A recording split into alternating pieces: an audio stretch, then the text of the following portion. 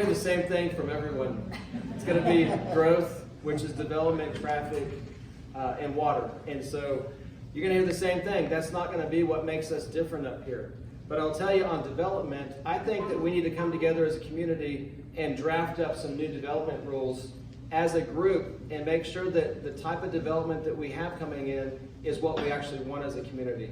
If you want changes, it's not going to happen in the Commissioner's Court, because the Commissioner's Court is just carrying out legislation from Austin. So if you want to change what you get to do locally, we better go to Austin and work on legislative changes there. As far as traffic goes, the county spent $8 million on Herf Road. I don't know if y'all remember this. It goes nowhere. It absolutely just became another street in the city of Bernie for them to build more homes, build more businesses. That needs to be looked at again and redirected and used for what it was started. As far as water goes, I have a whole plan on that, and I'm not going to have time to share that right now in this second.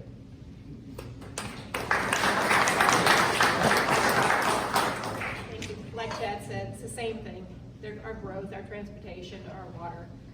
Where he left off, water, I would like to see us doing a little bit more in conservation. Rainwater gardens, which if built correctly, they will actually absorb the water. It does not stay in the pond. It will drain off within a couple of hours down into our aquifer. That also brings me to transportation. I'm not in favor of the loop. I'd be in fear of anything, any type of spillage from these heavy trucks, so that that would then leak into our aquifer. Growth, I would like to see us manage it sometimes or investigate some conservation subdivisions which set off a certain amount of acreage that remains open land in that subdivision. Thank you.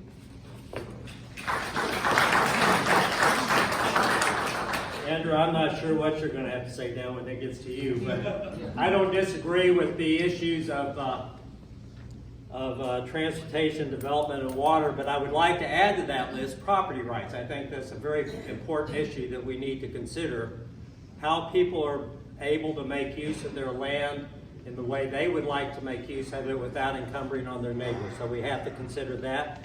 And what's not said that is very important to every community is public safety, and that we make sure that we have the highest quality sheriff's deputies that we have available, and make sure they have the resources to protect our community. Thank you.